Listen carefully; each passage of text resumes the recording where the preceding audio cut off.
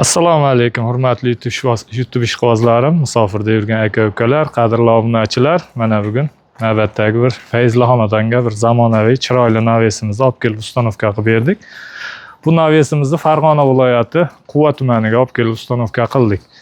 Eniga 9 metr, uzunasiga 26 metr razmerga o'rnagan bu navisimiz 1 kvadrat metrning 420 ming so'mdan ofis summasi 100 million so'mga olib kelib ustanovka qildik.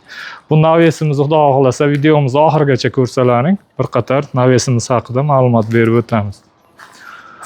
Bu navisimiz shumkali 3 qavatli variantda bo'ldi. Birinchi qavati 0.4 qalinlikdagi listda, ikkinchi qavati falga bosilgan, 0.5 qalinlikda falga bosilgan, uchinchi qavatiga mana rangli, chiroyli DVP fanerimizdan qo'yilgan. Mana juda chiroyli, juda ideal holatda o'rnadi bu navisimiz.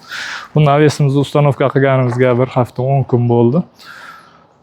O'rnatgan kunimiz ichcha kech bo'lib qolganiga videoga ola olmagandik. Mana bugun vaqtimiz bo'lib, qo'shnisi chaqirib qolganiga kelib mana Burula video qilib, chiroyli qilib sizlarga ko'rsataylik degan holatda chiroyli qilib videoga olyapmiz. Mana hurmatli aka-ukalar, kimga shunday navislar kerak bo'lsa, ekranimiz pastki qismiga nomerimizni qo'yib qo'yamiz. Bemalol murojaat qilaverasizlar. O'zbekiston bo'ylab dostavka, ustanovka mavjud. Hurmatli aka-ukalar, bu navisimiz 1 kvadrat metr 420 ming so'mdan ustanovka qilindi. Kimgadir arzonroq variant kerak bo'ladigan bo'lsa, 280 ming so'mdan shu 400 ming so'mgacha chiroyli qilib, har xil fasonda, har xil variantda chiroyli qilib ustanovka qilib berilaveradi. Bu navisimiz materiallariga keladigan bo'lsak, mana navisimizni stoykalari 8 ga 4, 1.7 stenada, ichidagi lazer listlari 1.7 listda bo'ldi. 1.7 lik list.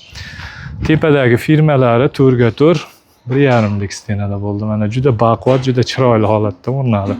Hurmatli aka-ukalar, ekranimiz pastki qismiga nomerimizni qo'yib qo'yamiz. Bemalol murojaat qilaverasizlar. O'zbekiston bo'ylab dostavka, ustanovka mavjud. Xudo xohlasa, doim sog' bo'linglar, salomat bo'linglar.